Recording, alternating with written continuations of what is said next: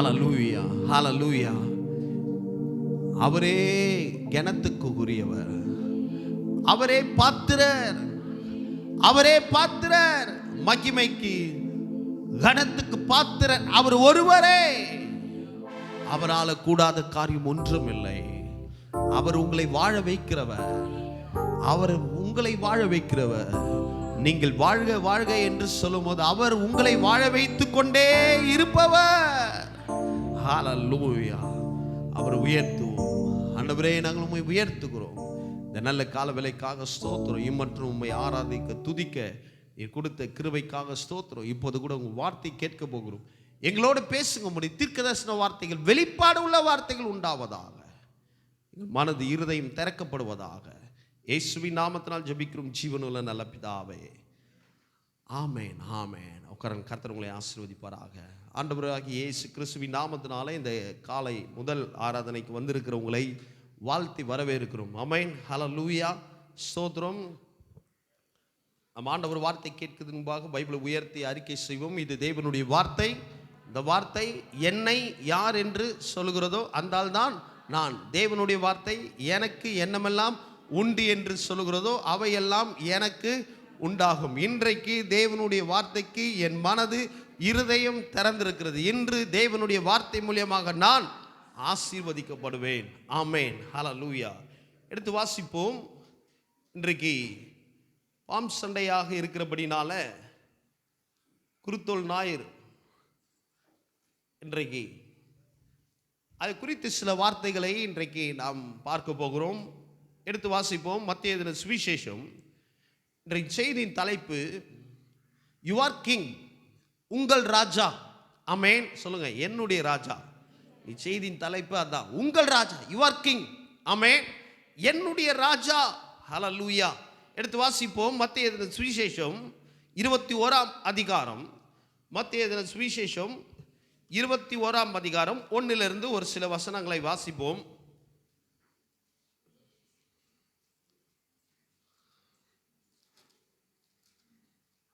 மத்தேயு எழுதின சுவிசேஷம் 21ஆம் அதிகாரம் 1 சில வசனங்களை நாம் வாசிப்போம். அவர்கள் எருசலேமுக்கு சமீபமாய் சேர்ந்து ஒலிவமலைக்கு அருகானே பெத்மெக்கே வந்தபோது இயேசுவானவர் சீஷரில் 2 பேரை நோக்கி, உங்களுக்கு எதிராக இருக்கிற கிராமங்களுக்கு போங்கள்.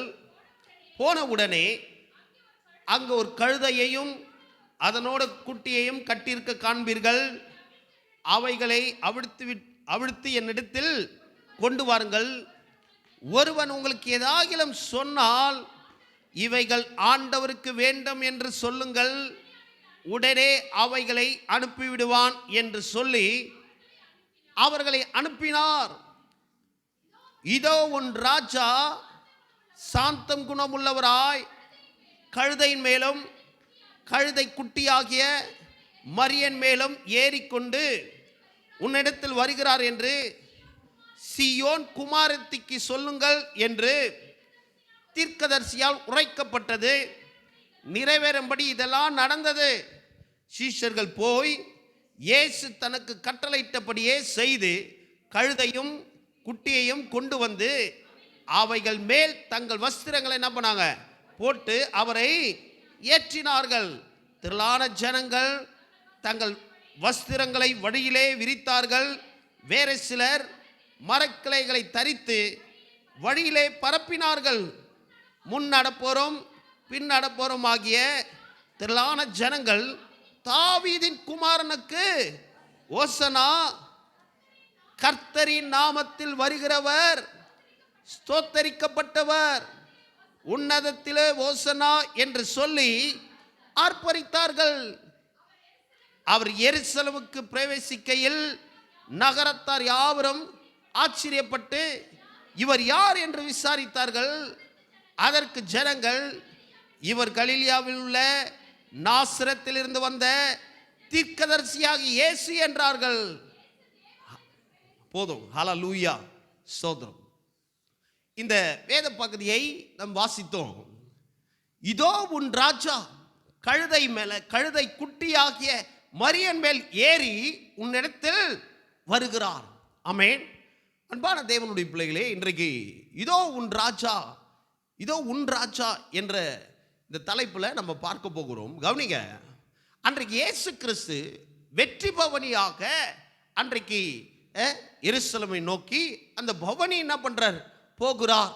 ஒரு கழுதையை என்ன பண்றார், தெரிந்து கொண்டு அது மேலே ஏறி என்ன பண்றார், போகிறார். திரளான ஜனத்தார் வலது பக்கத்திலும் இடது பக்கத்திலும் நின்று கொண்டு ஓசனா, உன்னதத்துக்கு ஓசனா என்று சொல்லி கர்த்தரை துதிக்கிறார்கள்.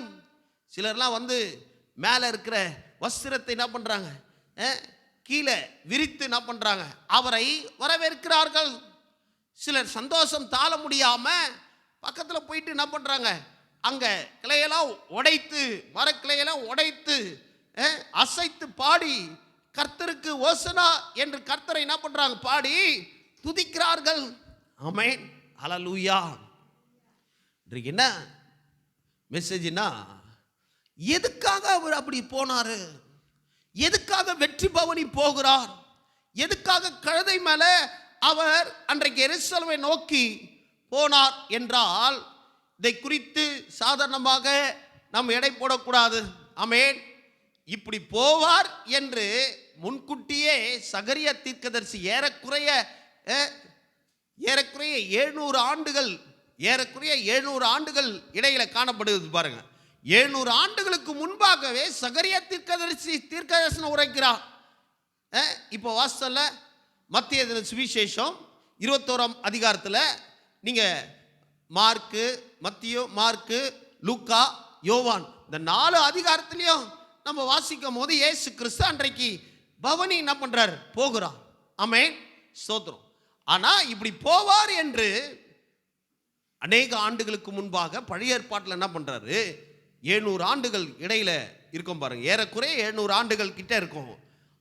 பழைய ஏற்பாட்டிலே சகரியா தீர்க்கதரிசி தீர்க்கதரிசனம் உரைக்கிறார், வெற்றி பவனி போவார் என்று. ஆமென். கவனிங்க, எடுத்து வாசிப்போம். சகரியா புத்தகம் இப்போ வாசித்தோமே அதே வசனம் இங்க நம்ம வாசிக்க முடியும்.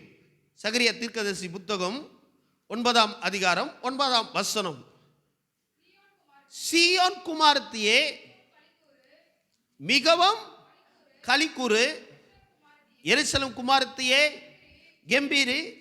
இதோ சொல்றார் பார், சீயோன் குமாரத்தியே மிகவும் களிக்கூறு, எருசலேம் குமாரத்தியே என்ன பண்ண, கம்பீர். ஆமென், ஹல்லேலூயா. அப்புறம் என்னவா, இதோ உன் ராஜா உன்னிடத்தில் வருகிறார். இதோ உன் ராஜா, இதோ உன் ராஜா. ஆமென். இதோ உன் ராஜா உன்னிடத்தில் வருகிறார். அவர் நீதி உள்ளவரும் ரட்சிக்கிறவரும் தாழ்மை உள்ளவரும் கழுதை மேலும் கழுதை குட்டியாகிய மரியன் மேலும் ஏறி வருகிறவருமா இருக்கிறார். பாருங்க, மத்திய சுவிசேஷத்தில் இந்த சம்பவத்தை நம்ம வாசித்தோம். இது நடக்கிறதுக்கு முன்பாகவே 700 ஆண்டுகள், கிட்டத்தட்ட 700 ஆண்டுகள் இருக்கும் பாருங்க, ஏறக்குறைய 700 ஆண்டுகளுக்கு முன்பாகவே சகரியா தீர்க்கதரிசி தீர்க்கதரிசனம் உரைக்கிறாரு. இயேசு இது மாதிரி வெற்றி பவனி என்ன பண்ணார், போவார், பவனி செல்வார் என்ற. ஆமென். அன்பான தேவனுடைய பிள்ளை, இதுடைய அர்த்தம் என்ன?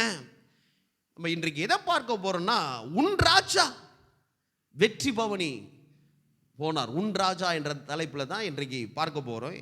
இதுடைய அர்த்தம் என்ன? இன்றைக்கு இதுடைய அர்த்தம் புரியாமல் நம்ம எதையோ இன்றைக்கு இந்த பாம் சண்டை அன்றைக்கு எதையோ நிறைய பேர் பிடிச்சிக்கினாங்க, பிடிக்க வேண்டியதை பிடிக்காம எதையோ பிடிச்சின்னு இருக்கிறாங்க. ஆமென்.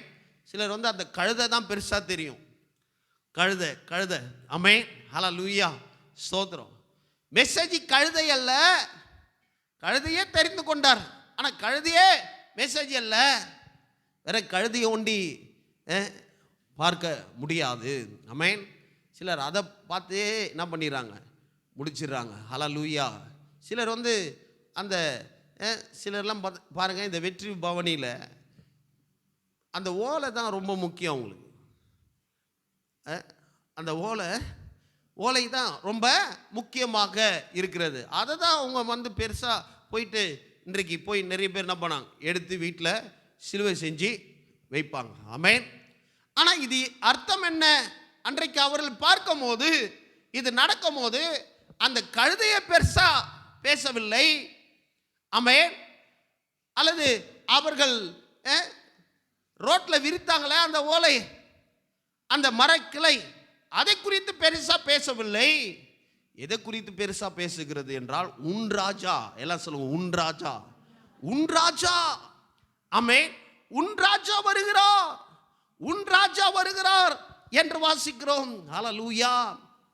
இது குறித்து அநேக காரியங்களை பேச முடியும். இந்த காரியத்தை குறித்து அநேக மெசேஜ் இருக்கு பாருங்க. ஹல்லேலூயா. ஆனால் ஒரு பாயிண்ட் தான் இன்றைக்கு பார்க்க போறோம். உன் ராஜா, அவர் ராஜாவாக வெளிப்படுகிறார். ஆமென். ராஜாவாக எப்படி? ஏன் அப்படி என்றால், சிலுவையில் அவர் வெற்றி சிறக்க போகிறார்.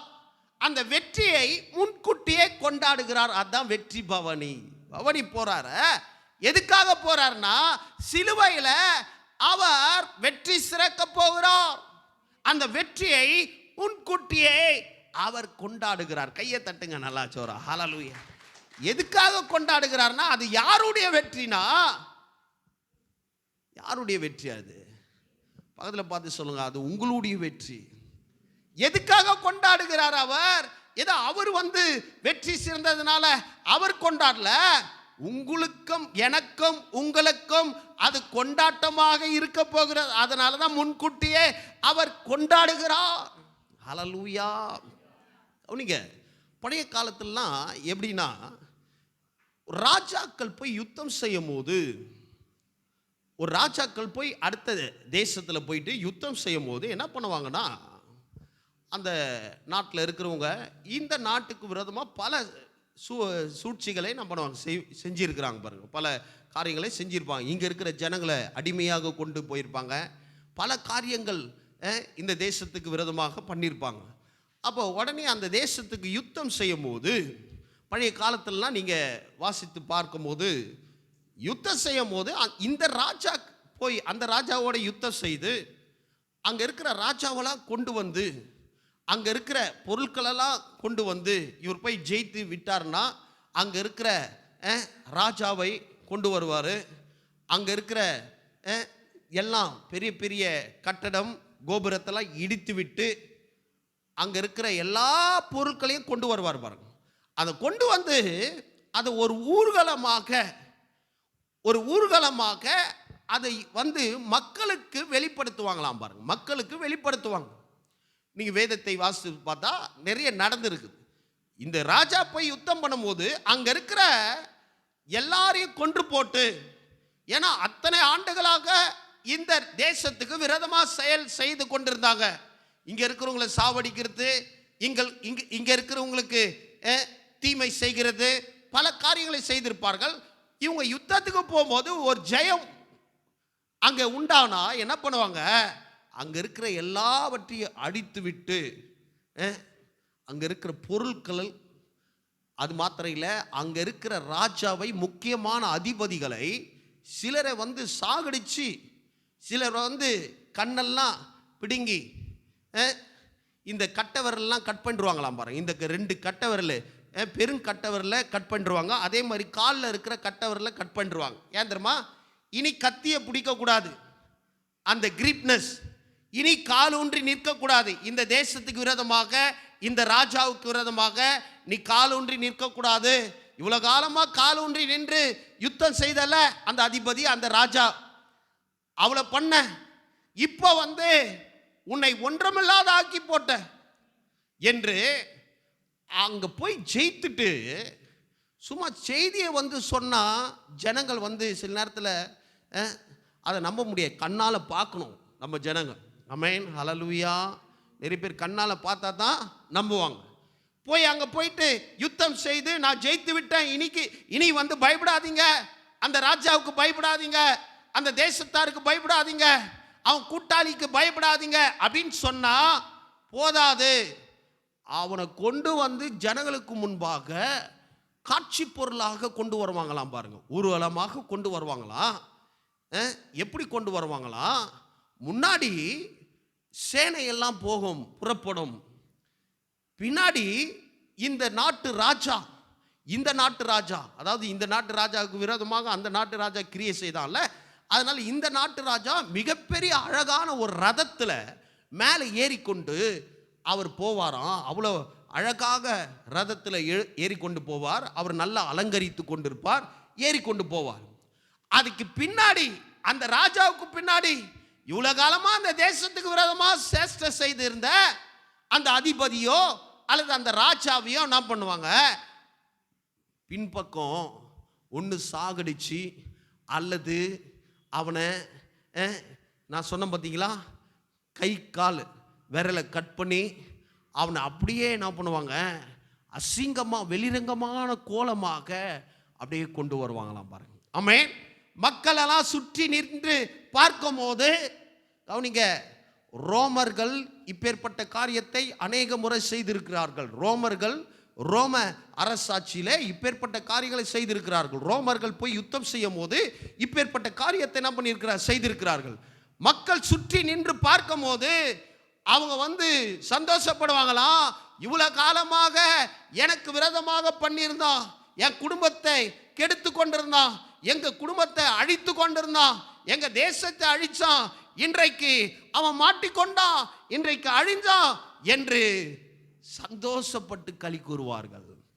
அன்பான தேவனுடைய பிள்ளைகளே, இது அப்படியே பவுல் சொல்லும் போது என்ன சொல்றாரு, கொலோசியர் 2:15 வாசித்து பாருங்க. கொலோசியர் 2:15, துரைதனங்களையும் அதிகாரங்களையும் உரிந்து கொண்டு சிலுவையில இயேசு கிறிஸ்து என்ன பண்ணாராம், பிசாச துரைத்தனத்தையும் அதிகாரத்தையும் உரிந்து கொண்டு, எப்படி அந்த ராஜா எல்லாத்தையும் உரிந்து கொண்டு வெளிரங்கமான கோலமாக ஒரு காட்சி பொருளாக இனி இந்த ராஜா உனக்கு விரோதமாக நிற்க முடியாது என்று எப்படி ஒரு காட்சி பொருளாக நடக்கிறதோ அதே மாதிரி தான்.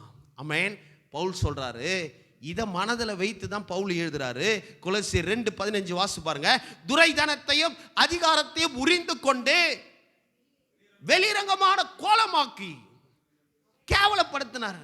நம்ம ஊர் பாஷையில சொன்னா கரும்புலி செம்புலியா என்ன அதுங்க, ஆமென், அசிங்கப்படுத்துவது. ஆமென், அசிங்கப்படுத்துவது. மிகப்பெரிய ஒரு கொடூரனை இவ்வளோ காலமா அவன் எல்லார்கிட்டையும் திருடி கொண்டிருந்தான், கொள்ளை அடித்து கொண்டிருந்தான், தீங்கு செய்து கொண்டிருந்தான். அவனை இப்போ கட்டி போட்டு அவனுடைய அதிகாரத்தெல்லாம் உரிந்து கொண்டு வந்தா எப்படி இருக்கும்? ஹல்லேலூயா. அதான் பவுல் சொல்றாரு, பிசாசானவன் நமக்கு விரோதமாக செயல்களை செய்து கொண்டிருந்தான். பிசாசானவன் நமக்கு விரோதமாக செயல்களை செய்து கொண்டிருந்தான். அவனை கடவுள் என்ன பண்ணாரு, நம்முடைய ராஜா என்ன பண்ணாரு, நம்முடைய தேசத்துக்கு விரோதமாக, நம்முடைய குடும்பங்களுக்கு விரோதமாக, நம்முடைய பிள்ளைகளுக்கு விரோதமாக, கணவருக்கு விரோதமாக, மனைவிக்கு விரோதமாக, சபைகளுக்கு விரோதமாக பிசாசானவன் மிகப்பெரிய தீங்குகளை செய்யும்படியாக ஆதிகாலம் முதலே அவன் செய்து கொண்டு வந்தான் பாருங்க. ஹல்லேலூயா. என்ன பண்ணார்னா, பவுல் சொல்ற மாதிரி சிலுவையில அவனை உரிந்து கொண்டு துரைத்தனத்தையும் அதிகாரத்தையும் உரிந்து கொண்டு வெளிரங்கமான கோலமாக்கிட்டாரு. என்ன கோலம்? இனி இவனை பார்த்து நீ பயப்பட வேண்டாம், இவன் மேல நான் வெற்றியை உனக்கு கொடுத்துட்டேன். ஆமென். இனி இவன் தலை தூக்க முடியாது, கால் நிற்க முடியாது, இவன் உனக்கு விரோதமாக தீங்கு செய்ய முடியாது என்று அன்றைக்கு தேவன் சிலுவையில வெற்றி சிறந்தார் என்று பவுல் எழுதுறார் பாருங்க. கையை தட்டுங்க நல்லா சொல்றார். இததான் ஆண்டவர் அன்றைக்கு வெற்றி பவனியாக முன்கூட்டியே போகிறார், கொண்டாடுகிறார். ஹல்லேலூயா, ஹல்லேலூயா. அன்பான தேவனுடைய பிள்ளைகளே, அப்ப அது அவருடைய வெற்றி அல்ல, அது என்னுடைய வெற்றி. அவர் ஏன் வெற்றி சிறக்கணும்? அவர் எப்போதுமே வெற்றி சிறந்தவர். ஆனா ஏன் அவர் வெற்றி சிறக்கணும்னா, அதுல எனக்கு பங்கு உண்டு, அதுல எனக்கு ஆசீர்வாதம் உண்டு, அதுல எனக்கு நன்மை உண்டு. அந்த வெற்றியில நானும் இருக்கிறேன், அந்த வெற்றியில நானும் கலந்து கொண்டு இருக்கிறேன். ஹல்லேலூயா. அவருடைய வெற்றி என்னுடைய வெற்றியாக மாறுகிறது. கையை தட்டுங்க நல்லா. ஒரு ராஜாவின் வெற்றி. கவனிங்க, இந்த காலத்தில் எலெக்ஷன் நடக்குது. நிறைய பேர் நிறைய தலைவர்களுக்கு என்ன பண்ணுறாங்க, அவங்க ஒரு கட்சி இருக்கிறாங்க, இந்த தலைவர் வின் பண்ணோம், அந்த தலைவர் வின் பண்ணுறாங்க. சாதாரண இவர் முகத்தை கூட பார்த்துருக்க மாட்டார் அந்த தலைவர். சிலலாம் செய்தியெல்லாம் பார்க்கும்போது அப்படி போகிறாங்க. அப்படியே பாவம் எல்லாரும் வந்து நம்ம ஊரில் கூட நேற்று பார்த்தேன், சிலர்லாம் தேங்காய்லாம் எடுத்துன்னு வந்து ஓடிக்கிறாங்க. என்னென்ன பண்ண முடியும் பண்ணாங்க. சரி, ஓகே. அவங்கள வந்து பெரிய தலைவர் என்று என்ன பண்ணுறாங்க. இப்போ அவங்க வின் பண்ணா, அவங்க ஜெயித்தா, எங்கேயா இருக்கிற தொண்டர் அவருக்கு வந்து பட்டாசு வச்சு என்ன பண்றாரு, சும்மா ஜோருண்டு கொண்டாடுறாரு. அல்லேலூயா. எங்க இவருக்குன்னாங்க, இவருக்குன்னா அவரு தாங்க அது உள்ள போய் உட்கார போறாரு. அமர போறது சீட்ல அவரு, அங்க போக போறது அவரு, காசு வர போறது அவருக்கு, எல்லாமே அவருக்கு. ஆனா இவர் ஏன் கொண்டாடுறாருன்னா, இவருக்கு தெரியும் அவர் வெற்றி பட்டா எனக்கு அதுல பங்கு உண்டு. கையை தட்டுங்க நல்லா சொல்ற. அவர் வெற்றி பட்டா எனக்கு ஒரு பங்கு உண்டு. அவர் வெற்றி பெறும் போது அந்த வெற்றி என்னுடைய வெற்றியாக மாறுகிறது. அன்பான தேவனுடைய பிள்ளைகளே, ஒருவேளை அந்த வெற்றியில் அவர்களுக்கு பங்கே வராத இருக்கலாம், ஒன்றுமே கிடைக்காம இருக்கலாம். ஆனா இந்த வெற்றியில எல்லாம் பங்கும் நம்முடையதாக இருக்கிறது. இந்த ராஜா ஏமாத்துற ராஜா இல்ல. இந்த ராஜா சொன்ன பிறகு நிறைய வாக்கு கொடுத்துருக்குறாங்க இந்த முறை. அதுவும் ஸ்தோத்திரம், ஹல்லேலூயா. ஏகப்பட்ட வாக்கு. இதை பண்றான், அதை பண்றான், இதை செய்யறேன், அதை செய்யறேன். அதான் நிறைய பேர் கேட்குறாங்க, முன்னாடியே சொல்ல வேண்டியதானே இதுன்ட்டு. இதை சொன்னா அது சொன்னா இதுன்ட்டு. ஒருத்தர் வாக்கு கொடுத்துருக்கிறார் பாருங்க. சிரிப்பா இருக்கிறது செய்தியை பார்த்தா. ஹெலிகாப்டரை கொடுக்குறேன், ஸ்விம்மிங் பூலை கட்டி கொடுக்குறேன், வீடை 100 சவரம் போடுற கல்யாணத்துக்கு 100 சவரம் கொடுத்து இது பண்ணுறாராம். என்னென்ன வாக்கு கொடுக்கணுமா கொடுங்க. கேட்டால் வந்து இதெல்லாம் எங்கே செய்ய போகிறோம். ஹல்லேலூயா. ஏதோ சும்மா அடிச்சு விடுறது. ஹல்லேலூயா. இந்த ராஜா சொன்னார்னா கண்டிப்பா செய்வாரு. ஆமென், ஹல்லேலூயா. அவர் எதை சொல்றாரோ அதை தான் செய்வார். ஆமென். இந்த ராஜா உன்னை ஏமாத்துற ராஜா இல்ல. இந்த ராஜா உனக்கு தீங்கு செய்கிற ராஜா இல்ல. இந்த ராஜா உன்னை வாழ வைக்கிற ராஜா. இந்த ராஜா எப்போதுமே உன்னுடைய வெற்றியில அவர் ஆர்வம் உள்ளவராக இருக்கிறார். ஆமென். அவருக்கு தேவை மக்கள் வெற்றி பெறணும், ஜனங்க வெற்றி பெறணும். ஏதோ அவர் வெற்றி பவனி போறது அவருக்காக இல்ல, நமக்காக போயிருக்கிறாரு. ஹல்லேலூயா. அப்போ இதெல்லாம் சகரியா தீர்க்கதரிசி முன்கூட்டியே வந்து என்ன பண்றாரு, தீர்க்கதரிசி சொல்றாரு. அப்ப இந்த ராஜாவை குறித்து யோசிப்பார். இந்த ராஜா, ஆமென், நமக்கு ஒரு ராஜா இருக்கிறார். ஹல்லேலூயா. பாருங்க, இயேசு கிறிஸ்து அவர் ராஜாவாக அவர் வெளிப்பட்டார். ஆமென், ஸ்தோத்திரம். அவருடைய பிறப்பு ராஜாவின் பிறப்பு. சில குறிப்பெல்லாம் சொல்றேன், எழுதுறவங்க டக்கு டக்குன்னு எழுதுங்க. ஆமென். அவருடைய பிறப்பு ஒரு ராஜாவின் பிறப்பு. ஆமென். அவர் எப்படி ராஜாவா இருக்கிறார்ன்னு சொல்றேன். ஹல்லேலூயா. அவருடைய பிறப்பே ஒரு ராஜாவின் பிறப்பு. மத்தேயு எழுதின சுவிசேஷம் 2ஆம் அதிகாரம் 1லிருந்து 2 வரைக்கும் வாசிச்சு பாருங்க. ஆமென். சாஸ்திரிகள் வந்து என்ன பண்றாங்க, யூதருக்கு ராஜாவா பிறக்கிறவர் எங்கே? ஏரோது கிட்ட வராங்க நேரா. அவனுக்கு தூக்கி வாரி போட்டது. நான் தானே ராஜா நினைச்சேன், ஒரு ராஜா வந்திருக்கிறாரான்ட்டு. ஹல்லேலூயா. அவனை நினைச்சான் சரீரத்தின்படி வந்து இவர் வந்து வருவார் புலிக்குது, அப்பேற்பட்ட ராஜாவாண்டு. ஆமென். இவர் சரீரத்தின்படி ஆட்சி செய்வார், அது வரப்போகிறது. ஆனால் ஆவிக்குரிய பிரகாரமாக அவர் அனைவருக்கும் ராஜாவாக அவர் இருக்கிற. ஏரோதுக்கும் அவர் தான் ராஜான்ட்டு அவனுக்கு தெரியல. குழந்தைய கொல்லலான்ட்டு போறான் பாருங்க. குழந்தைய கொல்லலான்ட்டு போறான். ஏன்னா ஒரு ராஜா, நான் தான் ராஜா, என் ஊர்ல இன்னொரு ராஜாவா? எப்பா, இவர் உன் ஊருக்கு ஒண்டி ராஜா இல்லப்பா, எது யூதாவுக்கு ஒண்டி ராஜா இல்ல, பெத்லெகேமுக்கு ஒண்டி ராஜா இல்ல, எருசலேமுக்கு ஒண்டி ராஜா இல்ல, இவர் உலகத்துக்கே ராஜா. இவர் தான். கையை தட்டுங்க நல்லா. இவர் பிறப்பு ராஜாவின் பிறப்பு. எல்லாத்தையும் சொல்ல நமக்கு அதிக நேரம் இல்லை பாருங்க, கொஞ்சம் வேகமா போறேன், ஏன்னா நிறைய வசனம் இருக்கிறது. அதுக்கப்புறம் இவருடைய வாழ்க்கையை ஒரு ராஜா வாழ்க்கையை தான் வாழ்ந்திருக்கிறாரு. இயேசுநாதர் வாழ்ந்த வாழ்க்கை ஒரு ராஜாவின் வாழ்க்கை. ஆமென். அவர் பரிதாபமெல்லாம் வாழலங்க, நல்லா வாழ்ந்திருக்கிறாரு. நிறைய பேர் அப்படி சும்மா அவரை தேவையில்லாத ரொம்ப பரிதாபமாக வாழ்ந்த மாதிரி சொல்லி கொண்டு இருக்கிறாங்க. அவர் பரிதாபமெல்லாம் வாழல. நிறைய பேருக்கு 5000 புருஷர் வனாந்தரத்தில் சாப்பாடு போட்டாருன்னா உங்களாலையும் என்னாலையும் போட முடியுமா? சாதாரண ஆள் போட முடியுமா? 5000 புருஷர், அப்போ ஸ்திரீகள் 5000 பேர், பிள்ளைங்க 2 பேர், கிட்டத்தட்ட 20000 பேருக்கிட்ட வனாந்தரத்தில் கவனிங்க. அங்கே சாப்பாடு கொண்டு வரதுக்கு வழி இல்லை. அதான் சொல்கிறாங்க, இது வனாந்தரமான இடமா இருக்கு, எங்கேருந்து நாங்கள் வாங்கிட்டு வருவோம் சாப்பாடு? ஹல்லேலூயா.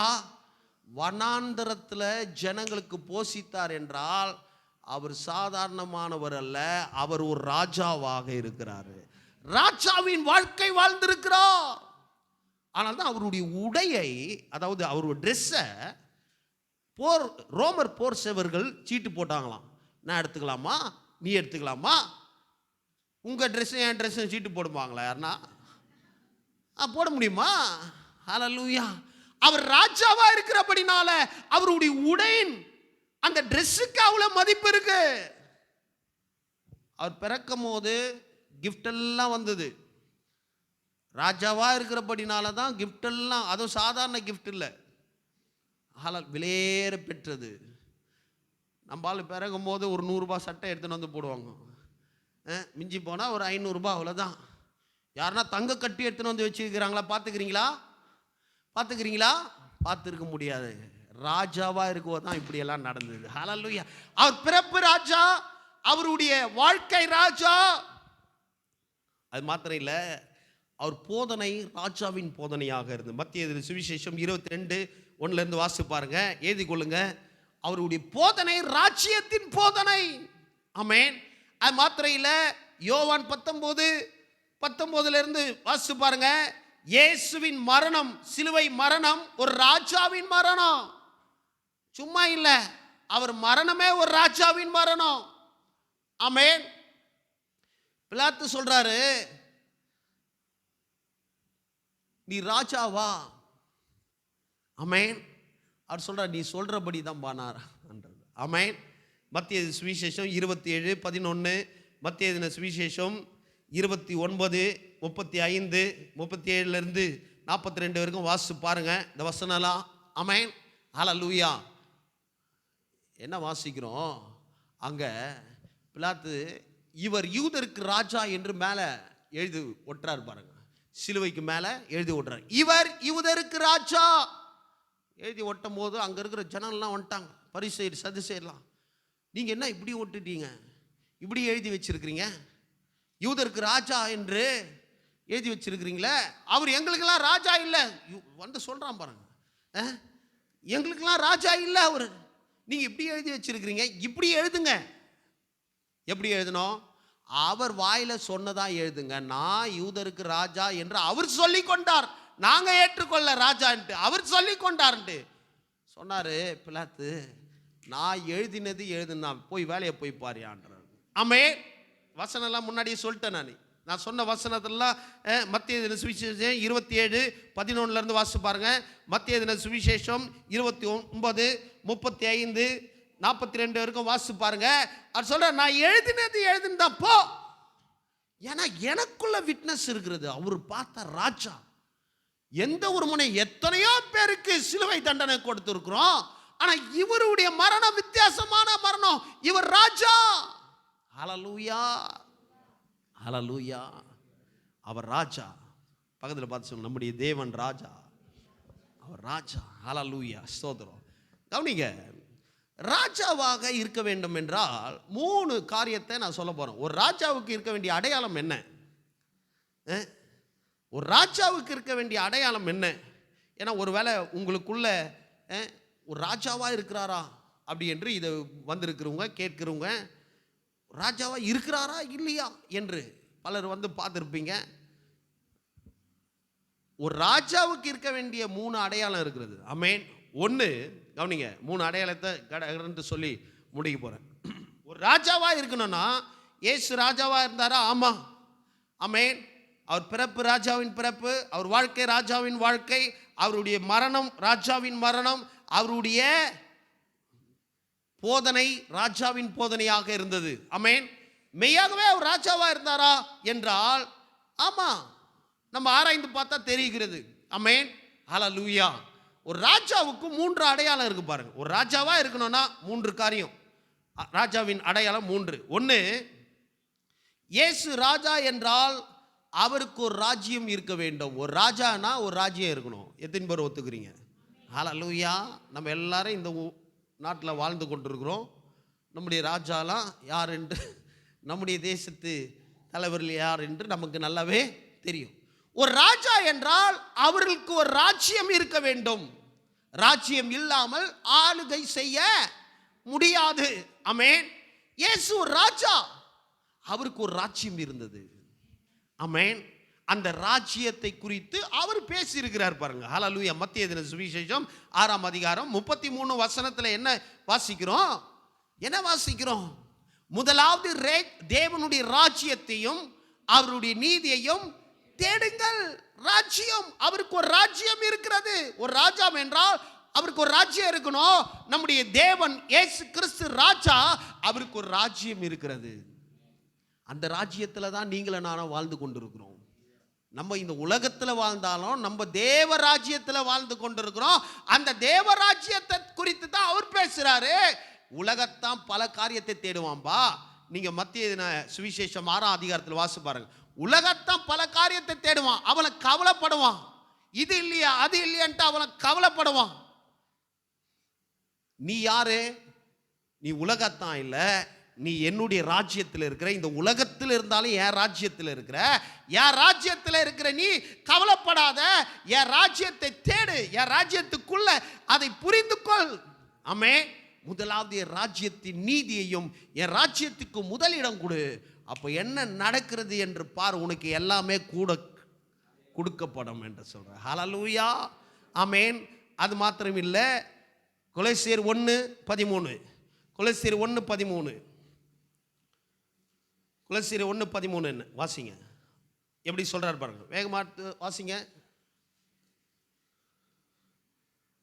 கொலோசியர் 1:13. இருளின் அதிகாரத்திலிருந்து நம்மை விடுதலையாக்கி, கவனிங்க, நாம் இயேசுவை ஏற்றுக்கொள்கிறதுக்கு முன்பாக வேற ஒரு ராஜ்யத்தில் இருந்தோம். வேற ஒருத்தனுக்கு நம்ம கீழ்ப்படிந்து கொண்டிருந்தோம். ஆமென். பாவத்தில் சாபத்தில் வாழ்ந்து கொண்டிருந்தோம். பிசாசுக்கு அடிமையா இருந்தோம். இருளின் ராஜ்யத்தில் இருந்தோம். ஆமென். அந்த ராஜ்யத்தில் இருந்தோம். ஆனா இயேசு கிறிஸ்து என்ன பண்ணார் பாருங்க. இருளின் ராஜ்யத்தின் அதிகாரத்தில் இன்று நம்மை விடுதலையாக்கி தமது அன்பின் குமாரனுடைய ராஜ்யத்துக்கு உட்படுத்தினவராயிருக்கிற பிதாவை ஸ்தோத்தரிக்கிறோம். இங்க சொல்றார் பவுல், எப்பா ஒரு காலத்தில் நீ வேற ராஜ்யம் ஆளுகையில் இருந்தப்பா, புரிந்து கொள். வேற ராஜ்யத்தில் இருந்த, பாவ ராஜ்யம், பிசாசின் ராஜ்யத்தின் அடிமையாக வாழ்ந்து கொண்டிருந்த இயேசு கிறிஸ்து என்ன பண்ணாரு? அவர் வந்து உன்னை என்ன பண்ணாரு? அந்த இருளின் ராஜ்யத்திலிருந்து, அதிகாரத்திலிருந்து உன்னை விடுதலையாக்கி இப்போது அவருடைய குமாரனாகிய பிதாவாகிய தேவனுடைய குமாரன் இயேசு கிறிஸ்துவின் ராஜ்யத்துக்குள்ள இருக்கிறோம். கையை தட்டுங்க. அப்ப நம்ம எந்த ராஜ்யத்தில் இருக்கிறோம்? எந்த ராஜ்யத்தில் இருக்கிறோம் சொல்லுங்க? அவர் ராஜ்யத்தில், இயேசுவின் ராஜ்யத்தில். ஆமென். இந்த உலகத்தில் இருந்தாலும் நான் இருளின் ராஜ்யத்தில் இல்லை. இருள் ராஜ்யத்தின் இல்லை. இருட்டுக்கும் எனக்கு சம்பந்தம் இல்லை. பிசாசின் ராஜ்யத்துக்கும் எனக்கு சம்பந்தம் இல்லை. ஆனால் தான் மார்க் எழுதின சுவிசேஷம் 5ஆம் அதிகாரத்தை வாசி பாருங்க. அன்றைக்கு ஒரு பிசாசு பிடிச்சு இயேசுவுக்கு எதிர்பட்டு போறான் பாருங்க. எதிர்க்க போறான், கத்துறான், இயேசுவே உன்னதமான தேவனுடைய குமாரனே, உனக்கும் எனக்கும் என்ன? உனக்கும் எனக்கும் என்னன்னா, என் ராஜ்யம் வேற, உங்க ராஜ்யம் வேற. ஹல்லேலூயா. பக்கத்தில் பார்த்து சொல்லுங்க, எப்பா பார்த்து சொல்லுங்க.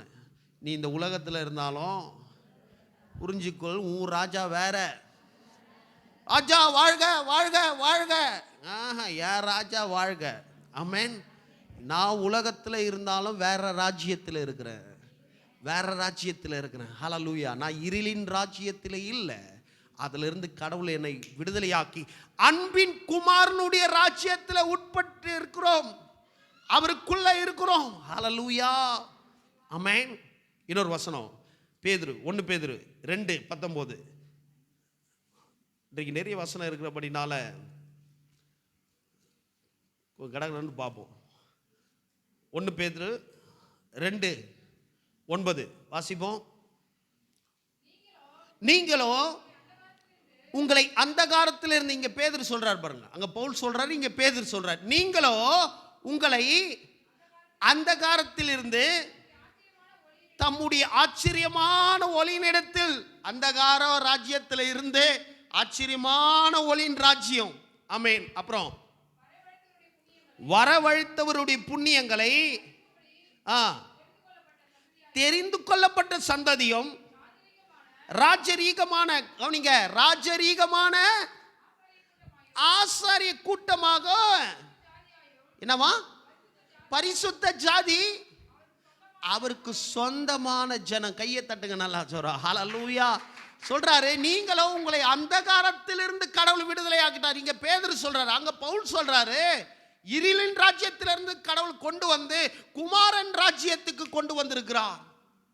அங்கிருந்து விடுதலை ஆக்கி குமாரன் ராஜ்யத்தில். இங்க பேதுரு சொல்றாரு, அந்த காலத்திலேயே வாழ்ந்தீங்க, அடிமைதனத்தில் இருந்தீங்க, இப்ப ஆச்சரியமான ஒளிநிடத்துல கொண்டு வந்துட்டார் கடவுள் உங்களை. ஹல்லேலூயா. இப்ப நீங்க யார்? பரிசுத்த ஜாதி. எல்லாம் சொல்லுங்க, பரிசுத்த ஜாதி, அவருக்கு சொந்தமான ஜனமாக இருக்கிறோம். ஹல்லேலூயா. அப்ப நம்ம தேவ ராஜ்யத்தில் வாழ்ந்து கொண்டிருக்கோம். ஆமென். ஒரு முறை இயேசு சொல்றாரு, எப்பா தேவராஜ்யம் இங்க வரும் அங்க வரும்னால நினைக்காத, உனக்குள்ளவே தேவராஜ்யம் இருக்கிறது. உனக்குள்ளவே நீ கடவுளை ஏற்றுக்கொண்டா நீ வேற ராஜ்யத்தில் வந்துட்ட. இருளின் ராஜ்யம் விலகி போய்விட்டது, இப்ப தேவ ராஜ்யத்தில் இருக்கிற. ஹல்லேலூயா. அப்போ ராஜான்னா அவருக்கு ஒரு ராஜ்யம் இருக்கணும். அந்த ராஜ்யம், இவ்வளவு நேரம் அந்த வசனத்தை எடுத்து காமிச்சேனே, அவருக்கு ஒரு ராஜ்யம் இருக்கு. அந்த ராஜ்யத்தில் நீங்களும் நானும் வாழ்ந்து கொண்டிருக்கிறோம் அவருடைய மக்களாக. ஆமென்.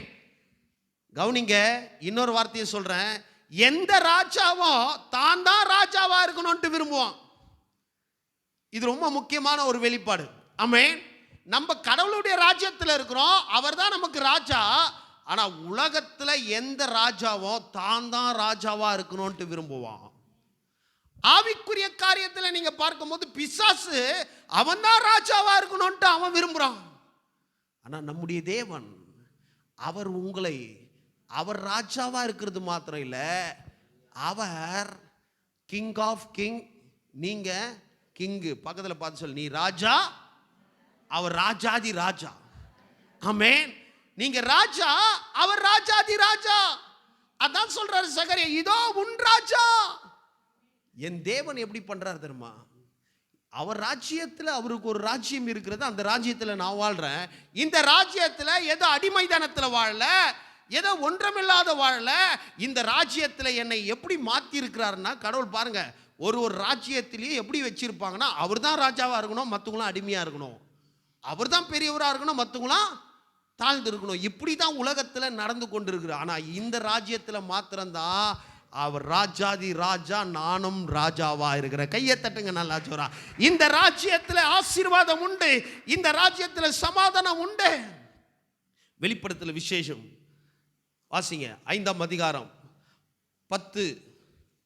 வெளிப்படுத்து விசேஷம் 5ஆம் அதிகாரம் 9-10 வாசிப்போம். 9-10.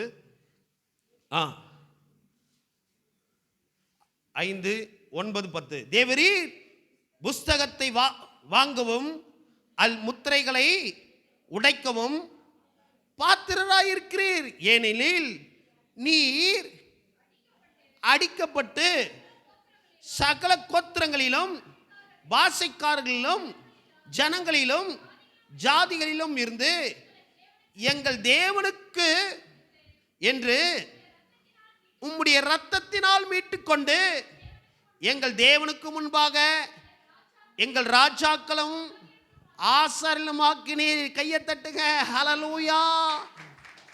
தேவனுக்கு முன்பாக எங்களை எப்படி மாத்திருக்கிறார் கடவுள்? நம்மளை எப்படி மாத்திருக்கிறாரா? ராஜாக்களும் ஆசாரியலுமாக்கினீர், நாங்கள் பூமியிலே அரசாள்வோம் என்று புதிய பாட்டை பாடினார்கள். நல்ல ஜோரா கையை தட்டணும் பாருங்க. நிறைய பேர் தலைவராகணும், அட்லீஸ்ட் ஒரு கவுன்சிலர்லாம் மாறினாங்க.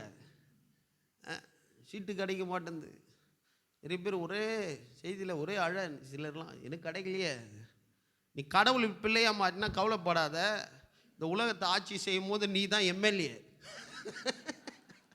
உன்னுடைய ஏரியாவுக்கு. ஆமே, நீ தான் எம்பி. ஆமே, நீ தான் சீஃப் மினிஸ்டர்.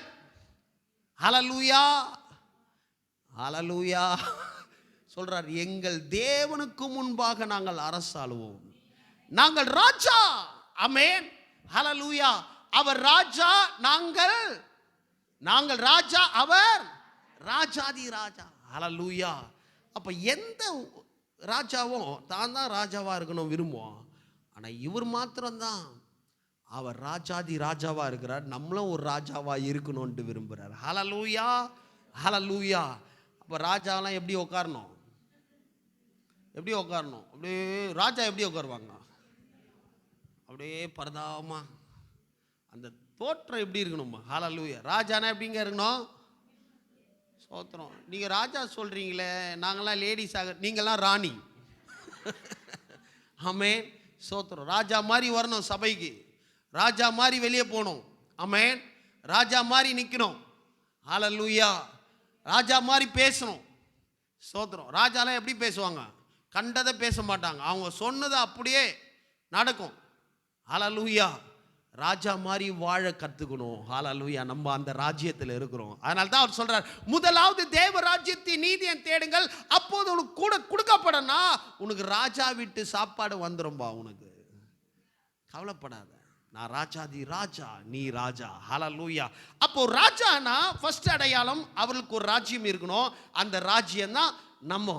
ஆமென், நம்ம வாழ்ந்து கொண்டு இருக்கிறோம். ஹல்லேலூயா. இந்த ராஜ்யத்தில் எல்லாரும் ராஜா. ஆமென். உலகத்தில் ஒருத்தர் தான் ராஜா, இந்த ராஜ்யத்தில் எல்லா ராஜா. ஆமென். உங்க வீட்டுக்கு நீங்க தான் ராஜா. ஹல்லேலூயா. ராஜான்னு சொல்றீங்களா? அல்லேலூயா சொல்லாமா? சோத்திரம். சிலர் சொல்றத பார்த்தா நான் கூஜா மாதிரி இருக்கிறேன், எங்க ராஜான்றே. ராஜா, நம்ம தான் ராஜா. அடுத்தது கவனிங்க, அடுத்தது ஒரு ராஜா என்றால் அவர்கள் ராஜ்யம் இருக்கணும். அடுத்தது அந்த ஒரு ராஜா என்றால் அவர்களுக்கு ராஜ்யம் இருக்கணும். அடுத்தது அந்த ராஜா அந்த ராஜ்யத்தை குறித்து பேசுகிறவராய் இருக்கணும். ஆமென். ஒரு ராஜானா ராஜ்யம் இருக்கணும். ரெண்டாவது அந்த ராஜானா ஒரு ராஜானா அந்த ராஜ்யத்தை குறித்து பேசணும்பா. ஒரு ராஜ்யம் எப்படி நடக்குது? ஒரு ராஜ்யம் எப்படி?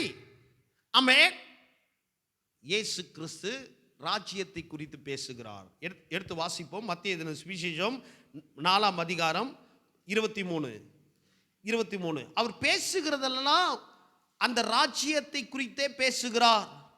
தேவ ராஜ்யத்தில் என்ன இருக்கிறது? தேவ ராஜ்யம் எதுக்கெல்லாம் ஒப்பிடப்பட்டு இருக்கிறது என்று அந்த ராஜ்யத்தை குறித்து. ஒரு ராஜா என்றால் ராஜ்யம் இருக்கணும். அடுத்தது ஒரு ராஜா என்றால் அந்த ராஜ்யத்தை குறித்து பேசுகிறவராய் இருக்கணும். இயேசு அந்த ராஜ்யத்தை குறித்து பேசுகிறார். மத்தேயு சுவிசேஷம் 4ஆம் அதிகாரம் 23ஆம் வசனம். பின்பு இயேசு சுற்றி திரிந்து அவர்களுடைய ஜெப ஆலயங்களில் உபதேசித்து ராஜ்யத்தின் சுவிசேஷத்தை. எந்த சுவிசேஷம்? காஸ்பல் இருக்க இந்த சுவிசேஷம், இது சாதாரண காஸ்பல் இல்ல. ஆமென். Gospel of kingdom. ஆமென்.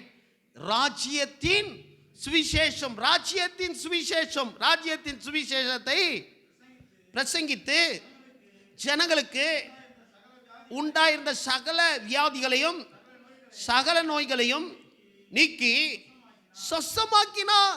ஆமென்.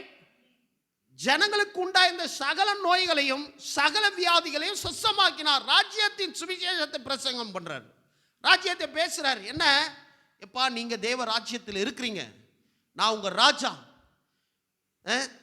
நம்ம ராஜ்யத்தில் எப்படி தெரியுமா? வியாதிக்கு இடம் இல்லை, பிசாசுக்கு இடம் இல்லை. ஆமே, நம்ம ராஜ்யத்தில் பட்னிக்கு இடம் இல்லை, தரித்திரத்துக்கு இடம் இல்லை. ஏன்னா உன் ராஜாவாகிய நான் எல்லாவற்றையும் சிலுவையில் ஏற்றுக்கொண்டா தான் வெற்றி பவனி. கையை தட்டுங்க நல்லா சொல்றா. ஹல்லேலூயா. ராஜ்யத்தின் சுவிசேஷத்தை பிரசங்கம் பண்ணாராம் பாரு. ராஜ்யத்தின் சுவிசேஷம். மத்தேயு சுவிசேஷம் 13:19. மத்தேயு சுவிசேஷம் 13:19. அதில் நான் சொல்றார் பாருங்க. 13:19. ஒருவன் ராஜ்யத்தின் வசனம் கேட்டோம். நம்முடைய வார்த்தை எப்படி? இந்த வார்த்தை ராஜ்யத்தின் வசனம். இந்த வசனம் இருக்க, இது சாதாரண வசனம் இல்ல, ராஜ்யத்தின் வசனம். இந்த வார்த்தை இருக்கிறத, இது சாதாரண காஸ்பல் இல்ல, கிங்டம் காஸ்பல். ஆமென், ஹல்லேலூயா. அவருடைய ராஜ்யத்தை குறித்து வாசிங்க, வாசிங்க, வாசிங்க. என்ன சொல்ற? வசனத்தை கேட்டும் அவனிங்க ராஜ்யத்தின் வசனத்தை கேட்டோம். இது தேவ ராஜ்யத்தின் வார்த்தை. இந்த வார்த்தை கேட்டோம், நீ நம்பாம, உணராம, புரிந்து கொள்ளாமல் இருந்தா பிசாசு இந்த ராஜ்யத்தின் வசனத்தை எடுத்து போட பார்ப்பான்றார். ஹல்லேலூயா, ஆமென். அப்ப என்ன சொல்ற? ஒரு ராஜா என்றால் அவருக்கு ராஜ்யம். ஆமென். அந்த ராஜ்யம் இருக்கணும். அடுத்தது, ராஜா என்றால் அந்த ராஜ்யத்தை குறித்து பேசுகிறவராக இருக்கணும். இயேசு தன் ராஜ்யத்தை குறித்து பேசுறாரு, தேவ ராஜ்யத்தை குறித்து. ஹல்லேலூயா. அவர் வார்த்தை, ஒவ்வொரு வசனமும் தேவ ராஜ்யத்தின் வசனமாக இருந்தது. ஹல்லேலூயா. மத்தேயு சுவிசேஷம் 22:1 வாசிங்க. 22:1 22:1 முன்னாடி வாசிச்சோமா? அதான் 22:1 வாசிங்க. இயேசு மறுபடியும் அவர்களோட ஊமையா பேசுவது, பரலோக ராஜ்யம் தன் குமாரனுக்கு கல்யாணம் செய்த ஒரு ராஜாவுக்கு ஒப்பா இருக்கிறது சொல்றார். பரலோக ராஜ்யம், பரலோக ராஜ்யம் தன் குமாரனுக்கு கல்யாணம் செய்த ஒரு ராஜாவுக்கு ஒப்பா இருக்கிறது. எல்லாத்தையும் வாசிக்க நேரம் இல்லை பாருங்க, நீங்க வீட்டில் போய் வாசித்து பாருங்க. ஆமென். ராஜ்யத்தை குறித்து பேசுறாரு. எப்பா நான் வந்திருக்கிறேன்னா சாதாரண ஒரு காரியம் இல்லைப்பா, ராஜ்யத்தில் நீங்க வந்துருங்க. அந்த ராஜ்யத்தை குறித்து பேசுறாரு, அந்த ராஜ்யத்தை குறித்து பேசுறாரு. ஆமென், ஸ்தோத்திரம். அன்பான தேவனுடைய பிள்ளைகளே, அவர் ராஜா, அவருக்கு ஒரு ராஜ்யம் இருக்கிறது. அந்த ராஜ்யத்தை குறித்து பேசுறார். பரலோக ராஜ்யம் கல்யாணத்துக்கு தன் குமாரன், ஒரு ராஜா தன் குமாரனுக்கு கல்யாணம் செய்கிறதுக்கு ஒப்பா இருக்கிறது. யார் வேணாலும் இந்த கல்யாணத்துக்கு வரலான்ட்டு அழைக்கிறார் அவரு. ஆமென். இந்த கல்யாணத்தில் யார் வேணாலும் வரலாம், அழைப்பு இருக்கிறது. ஆனால் நிறைய பேர் சாக்கு போக்கு சொல்லின்னு போயிட்டாங்களாம், வரலையா? நீங்க வாசித்து பாருங்க. ஹல்லேலூயா. அந்த ராஜ்யத்தை குறித்து அதிகமாக பேசுறாரு, நீங்க வரலாம்பான்ட்டு. இப்போது கூட இந்த ராஜ்யத்தில் ஆண்டவர் அழைப்புறார். யார் வேணாலும் வரலாம் அந்த ராஜ்யத்துக்கு, யார் வேணாலும் சேர்ந்து கொள்ளலாம். இந்த ராஜ்யத்தில் எந்த ஒரு பிரச்சனையும் இல்லை. இந்த ராஜ்யத்தில் சந்தோஷம், மகிழ்ச்சி எல்லாமே அடங்கி இருக்கிறது. இது இந்த ஆட்சியில மாத்திரம் இல்லைங்க, இந்த ஆளுகையில மாத்திரம் இல்லை. இந்த ராஜ்யம் என்றென்றைக்கும் வாழ்கிற ராஜ்யமாக இருக்கிறது. இதுக்கு பிறகும் ராஜ்யம் இருக்கிறது. ஹல்லேலூயா, ஹல்லேலூயா, சோதரம். அப்போ ராஜா என்றால் அவர்களுக்கு ஒரு ராஜ்யம் இருக்கணும். அதை குறித்து பார்த்தோம், எடுத்து காமிச்சேன். அடுத்தது, அந்த ராஜ்யத்தை குறித்து பேசுகிறவராக இருக்கணும். ஆமென். இயேசு கிறிஸ்து அந்த ராஜ்யத்தை குறித்து அதிகமாக என்ன பண்ணியிருக்கிறார்? பேசியிருக்கிறார். அடுத்தது, கடைசியாக இதை பார்த்து முடிப்போம். அடுத்தது, அந்த ராஜ்யத்தில் அவருக்கு அவர் அதிகாரம் உள்ளவராக இருக்க வேண்டும். அந்த ராஜ்யம், ராஜா என்றால் அவருக்கு ஒரு அதிகாரம் இருக்கணும். ஆமென். மூன்றாவது, ராஜாவுக்கு அடையாளம் என்றால் என்ன? அடையாளம்னா எப்படி? ஒன்று ராஜ்யம் இருக்கணும், ரெண்டாவது ராஜ்யத்தை பேசணும், மூணாவது அவர் அதிகாரமுள்ள ராஜாவா இருக்கணும். ஆமென். அவர் அதிகாரமுள்ள ராஜா இருக்கணும். எந்த ராஜாவும் சும்மா இருக்கக்கூடாது பாருங்க, ஒரு அதிகாரமுள்ள ராஜாவாக. நம்முடைய தேவன் அதிகாரமுள்ள ராஜாவாக இருந்தார். ஆமென், ஹல்லேலூயா. எது மேல அதிகாரம் செலுத்தினார்? எடுத்து வாசித்து பாருங்க. சில வசனங்கள் சொல்றேன். மார்க் எழுதின சுவிசேஷம் 1ஆம் அதிகாரம் 22. மார்க் எழுதின சுவிசேஷம் 1ஆம் அதிகாரம் 22. வேகமா வாசிப்போம். மார்க் எழுதின சுவிசேஷம் 1ஆம் அதிகாரம். அவர் வேத பாரகர் போல் போதியாமல் அதிகாரமுடையவராய் அவருக்கு போதித்தபடினால் அவர் போதகத்தை குறித்து ஜனங்கள் ஆச்சரியப்பட்டார்கள். அவர்களுடைய ஜபாலயத்திலே அவர் போதனை எப்படி இருந்தது? அதிகாரமுடையதா இருந்தது. ஆமென். அவர் போதனையே அதிகாரமுடையதா இருந்தது பாருங்க. அப்புறம் அவர்களுடைய ஜபாலயத்திலே அசுத்தாவி உள்ள ஒரு மனுஷன் இருந்தான். அவன், ஐயோ நசரேயனாகிய இயேசுவே, எங்களுக்கும் உமக்கும் என்ன? எங்களை கெடுக்கவா வந்தீர்? உம்மை இன்னார் என்று அறிவேன். நீர் தேவனுடைய பரிசுத்தர் என்று சத்தமிட்டான். அதற்கேசு, நீ பேசாமல் இவனை விட்டு புறப்பட்டு போ என்று அதை அதட்டினான்.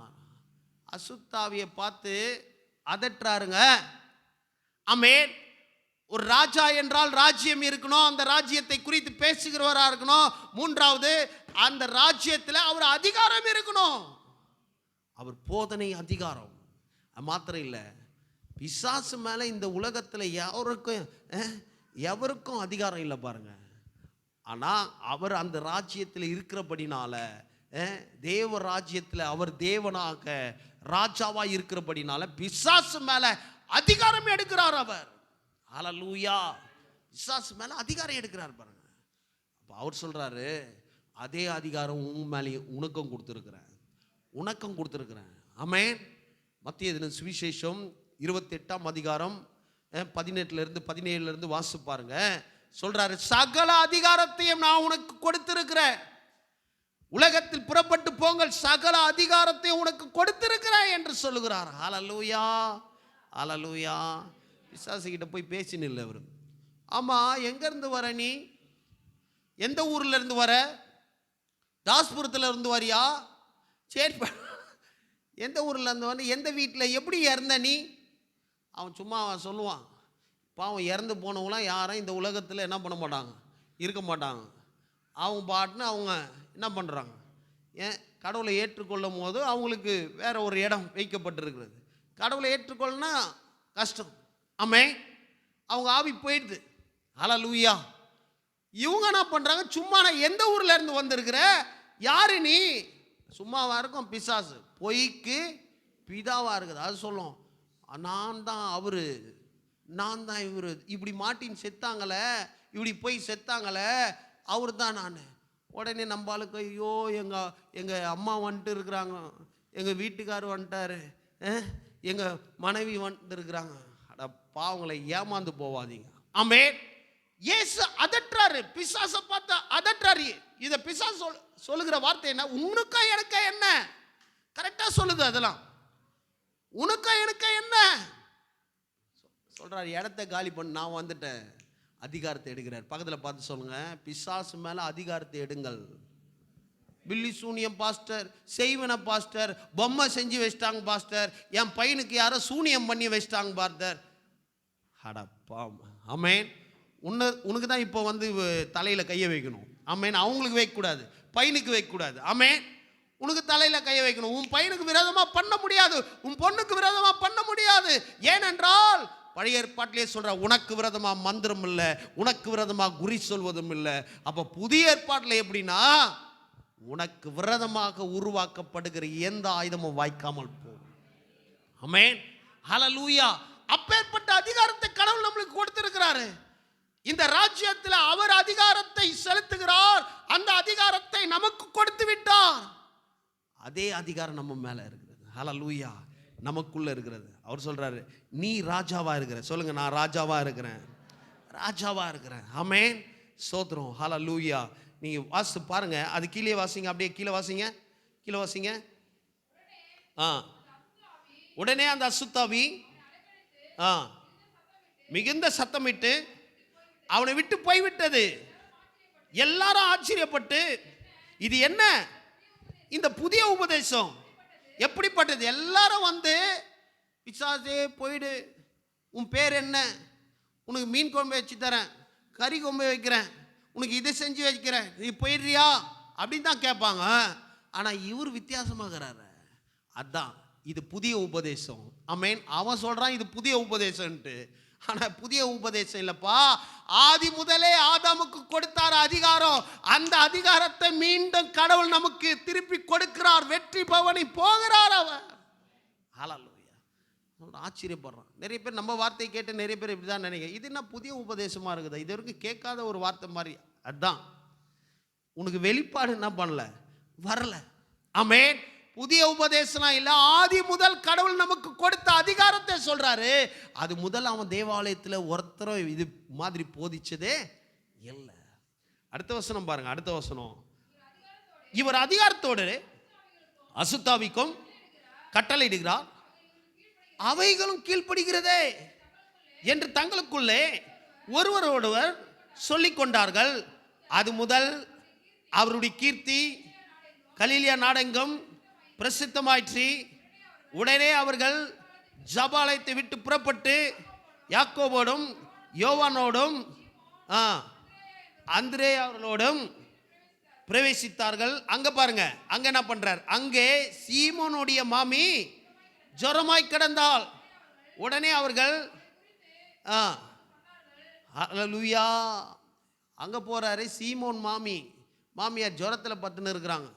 ஆரஞ்சு பழம் போய் வாங்கிட்டு போல. ஆமென். வாங்கி போகிறது நல்லது, ஆனால் அதுக்கு முன்னாடி அதிகாரம் போயிடணும் அங்க. ஆமென். வேற ஆரஞ்சு பழம் நம்ம கொடுத்து ஆப்பிளை கொடுத்து நீ இந்த ஜுரத்திலேயே எழுந்துக்க மாட்டேன் போயிடுவேன்னு நினைக்கிறேன்னு சொல்லிட்டு போயிட்டா அவள்தான். எழுப்பி விடு. ஜுரத்தில் யாருன்னா கிடந்தாங்களா, இயேசுவின் நாமத்தின் அதிகாரம் உங்களுக்கு கொடுக்கப்பட்டிரு. எழுப்பி விடு அவங்கள. ஆமே, தட்டி எழுப்பு. சாப்பிடவே மாட்டாங்க. தட்டி எழுப்பி இயேசுவின் நாமத்தில் எழுந்து என்று சொல்லி 2 இட்லியை வாயில வை. ஆமே, ஹல்லேலூயா. சாப்பிடவே மாட்டுறாங்க பாஸ்டர். சிலர்லாம் தூக்கம், சபைக்கு ஏன் வரலன்னு தூங்குறாங்க. எழுப்பி இயேசுவின் நாமத்தினால முடவனை எழுப்புற மாதிரி எழுப்பி இயேசுவின் நாமம். சும்மா தூங்கிக்கினே டெய்லியும் தான் தூங்குற. நாத்தியம்னா உனக்கு தூக்கம். ஆமே, கடவுள் சமூகத்தில் வராமல் பக்கத்தில் பார்த்து யாருன்னா அப்படி வரலன்னா உடனே போகணும். ஆமே. அடுத்த வசனம் பாருங்க. அடுத்த வசனம் என்ன? அவர் கிட்ட போய் கையை பிடித்து தூக்கி விட்டாரு. சொன்னது கரெக்டா இல்லையா? ஏசுனார தூக்கி விட்டார். ஆமே. நம்ம என்ன பண்ணுவோம்? அப்படியே தாளாட்டி படுக்க வச்சிருவோம். அப்படியே ஐயோ இந்த வியாதி வந்துச்சா. இது வேற நம்மளை குறை சொல்லுவாங்க. வேற இவர் வந்தால் அக்கறையே இல்லைப்பா. அக்கறையாக இருக்கோ தான் வந்து ஜெபம் பண்ணுறோம், கடிந்து கொள்கிறோம், அதை பேசாதன்னு சொல்கிறோம். ஆமே. வியாதிப்பட்ட அக்கறை இல்லைன்ட்டு இல்லை, வந்து கடிந்து கொள்றம. நீ நல்லா வாழணும், எழுந்து நடக்கணும்ட்டு அந்த விருப்பம் இருக்கு பாருங்க, அது தாங்க அக்கறை. இயேசுநாதருக்குள்ள இருக்கிற ஹல்லேலூயா. அப்படி படுக்க வைக்கிறது அக்கறை இல்லை, எழுந்து நட. ஆமென். நீங்கள் நடமாடுறது நல்லதா, ஓரமாக போய் மூலையில் படுத்து கொண்டு இருக்கிறது நல்லதா? எது? நடமாடுறது. ஆமென். அடுத்த வசனம் வேகமாக வாசிப்போம். சொல்கிறேன். உடனே ஜுரம் விட்டு நீங்கிற்று. அப்போது அவள் சாயங்காலமாகி சூரியன் அஸ்தமிட்ட போது, கவனிங்க, சாயங்காலமாகி சூரியன் அஸ்தமிட்ட போது சகல பிணியாதிகளையும் பிசாசு பிடித்தவர்களையும் அவரிடத்தில் கொண்டு வந்தார்கள். பட்டணத்தார் எல்லாரும் வீட்டு வாசலுக்கு முன்பாக கூடி வந்தார்கள். பலவிதமான வியாதிகள். இந்த வியாதி இப்ப மாத்திரம் இல்லை, இயேசுநாதர் காலத்திலே இருந்திருக்கிறது. ஆனா எவ்வளவு அதிகாரம் பாருங்க அவருக்கு. ஆமென்.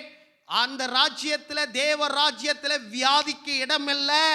நம்முடைய ராஜா நமக்கு கட்டளையிட்டு இருக்கிறார். ஹல்லேலூயா. நீங்க கட்டளையிடுங்க. ஆமென். சோதரர் சொல்றார் பாரு, பலவிதமான வியாதியினால் உபத்திரவப்பட்டிருந்த அநேகரை அவர் சொஸ்தமாக்கி அநேக பிசாசுகளை துரத்தி விட்டார். அந்த பிசாசுகள் தம்மை அறிந்திருந்தபடினால் அவை பேசுகிறதுக்கு அவர் இடம் கொடுக்கவில்லை. ஹல்லேலூயா. என்ன நடந்தது பாருங்க. ஆமென். பேசுகிறதுக்கே இடம் கொடுக்கல. எது? பிசாசு பேசுறதுக்கு இடம் கொடுக்கல. ஆமென். ஏன்னா பேச விட்டா அது பாட்டுன்னு என்ன பண்ணும்? பேசினே இருக்கும். ஆமென். சிலர்லாம் வந்து வியாதியப்பட்டு பார்க்க வந்தாங்கன்னா பார்த்துங்க. ஆமென். அவங்கள பேச விட்டா படுக்க வச்சிருவாங்க. அப்படியே வாயில் எந்த வார்த்தை வருதுன்னு பாருங்க. நீ நல்லா வந்துருவ, எழுந்து நடப்ப, சபைக்கு வருவ, கர்த்தரை ஆராதிப்ப, நட அப்படி சொன்னா உண்மை அவளை அடிக்கடிக்கு வர வைக்கணும். ஹல்லேலூயா. சோதரம். ஆனால் சிலர்லாம் வந்தாங்கன்னா உட்காந்துன்னு படுத்துருவாங்க, படுத்துன்னு போத்திட்டு ஐயோ அவ்வளோதான். ஆமே. சொல்ற பேசுகிறதுக்கே இடம் கொடுக்கல. பிசாச பேச விட்டாருன்னா அவ்வளோதான், அது பொய்க்கு பிதா. வியாதியை துரத்துறாரு. ஆமே. பிசாச ஓட்டுறாரு. என்ன சொல்றேன்? மார்க் எழுதின சுவிசேஷம் 16-17 வாசித்து பாருங்க. வசனத்தில் அவர் ராஜ்யத்தில் அதிகாரம் கொடுக்கப்பட்டிருக்கிறது. ஆமென். இந்த ராஜா அதிகாரம் உள்ள ராஜா. வியாதி மேல அதிகாரத்தை எடுத்தார், பிசாசு மேல அதிகாரம், இயற்கை மேல அதிகாரம். கடவுள் உங்களுக்கு எல்லாவற்றின் மேல அதிகாரம் கொடுத்திருக்கிறாரு. ஒன்றை உன்னை சேதப்படுத்த முடியாது. கடல் மேலேயே கடவுள் அதிகாரம் கொடுக்கிறார் பாருங்க. ஹல்லேலூயா. கடல் கொந்தளிக்கிறது. ஆமென். கடலை பார்த்து சொல்ற, இறையாத, அமைதலாயிரு. இயேசுநாதர் கடல் மேல நடந்து வராரு. இயேசுநாதர் நடக்கலாங்க, மனுஷன் நடக்க முடியுமா? அவர் கடவுளுங்க. மனுஷன் நடந்தானே, யார் அது? பேதுரு நடந்தான். ஹல்லேலூயா. நான் சொல்றேன், எல்லாவற்று மேல கடவுள் உனக்கு அதிகாரம் கொடுத்திருக்கிறார். வானத்து மேல, பூமியின் மேல. ஏன்னா அவர் தான் சொல்ற, வானத்திலும் பூமியிலும் அதிகாரம் உனக்கு. ஆமே. நீ கட்டளையிட்டா உன் வாழ்க்கைக்கு மழை பெய்யும். ஆமேன். ஹல்லேலூயா. நீ கட்டளையிட்டா மழை நிற்கும். எலியா காலத்தில் அப்படிதான் நடந்தது. எத்தனை பேர் சந்தோஷப்படுறீங்க? ஏன்னா நம்முடைய ராஜா சாதாரண ராஜா இல்லை. ஹல்லேலூயா. அவர் அதிகாரம் உள்ள ராஜாவா இருக்கிறார். ஆமென். அந்த அதிகாரத்தை உனக்கு கொடுத்துருக்கிறார். இப்போ இதுக்காக தான் அவர் அன்றைக்கு வெற்றி பவனி போனோம். ஆமென். சோதரம். அப்போ அப்பேற்பட்ட அதிகாரம், ஆற்றல் உங்களுக்குள்ள இருக்கிறது. எந்த பலவீனம், வியாதிகள், பிரச்சனை எது வந்தாலும் அதிகாரத்தை எடுங்க. கடவுள் உங்களுக்கு சகல அதிகாரத்தையும் கொடுத்துருக்கிறார். ஹல்லேலூயா. 3 காரியம் பார்த்தோம். ஆமென். ஒரு ராஜா என்றால் அவருக்கு ஒரு ராஜ்யம் இருக்கணும். ஹல்லேலூயா. அடுத்தது, ஒரு ராஜா என்றால் இந்த ராஜ்யத்தை குறித்து பேசுகிறவராக. ஆமென். நன்மையை குறித்து. சிலர் ராஜாலாம் பேசுகிறாங்க, எதேதோ பேசுகிறாங்க அந்த ராஜ்யத்தை குறித்து. ஆனால் இந்த ராஜா வாயிலிருந்து ஒரு வார்த்தை தவறான வார்த்தை வரல. நன்மையை குறித்து பேசுகிறார். ஆமென். அடுத்தது, ஒரு ராஜா இருந்தால் அதிகாரம் உடையவராக. ஹல்லேலூயா. ஹல்லேலூயா. எத்தனை பேர் அதிகாரம் உள்ளவராக இருக்கிறீங்க? ஆமென். சோத்திரம். எழுந்து நிற்போம். ஹல்லேலூயா. நன்றி ஆண்டவரே. ஹல்லேலூயா. கரங்களை உயர்த்தி சொல்லுங்கள், கடவுள் எனக்கு வானத்திலும் பூமியிலும் சகல அதிகாரத்தை கொடுத்திருக்கிறார். சகல அதிகாரம். ஹல்லேலூயா. ஹல்லேலூயா. ஒன்றும் என்னை சேதப்படுத்த முடியாது. ஒன்றும் சேதப்படுத்த முடியாது. வியாதிக்கு இடம் இல்லை. வியாதிக்கு இடம் இல்லை. சொல்லுங்க, வாயை தந்து, வியாதிக்கு இடம் இல்லை. என் குடும்பத்து மேல, பிள்ளைகள் மேல, ஓ வியாதிக்கு இடம் இல்லை. சொல்லுங்க, அதிகாரம் கொடுத்துருக்க. பிசாசுக்கு இடம் இல்லை. பிசாசுக்கு இடம் இல்லை. நான் ராஜாவா இருக்கிறேன். கடவுள் என்னை ராஜாவாக தெரிந்து கொண்டிருக்கிறார் இயேசுவின் நாமத்தினால. ஹல்லேலூயா. ஹல்லேலூயா. ஹல்லேலூயா. எல்லா ராஜாவும் அந்தந்த தேசத்துல தான் ஆளுகை செய்வாங்க. ஆனா இவர் ராஜாதி ராஜாவாக உலகத்தையே ஆளுகை செய்கிறவர். வானத்திலும் பூமியிலும் சகல அதிகாரம். அந்த ஆளுகையை நமக்கு கொடுத்திருக்கிறாரு. உனக்கும் நான் அதிகாரத்தை கொடுத்திருக்கிறேன். நீ என் ராஜ்யத்தில் இருக்கிற. ஹல்லேலூயா. ஸ்தோத்திரம். இயேசுவே, இந்த நல்ல வேலைக்காக ஸ்தோத்திரம். இந்த நாள் வந்து உம்முடைய பிள்ளைகளை ஆசீர்வதிக்கிறோம்.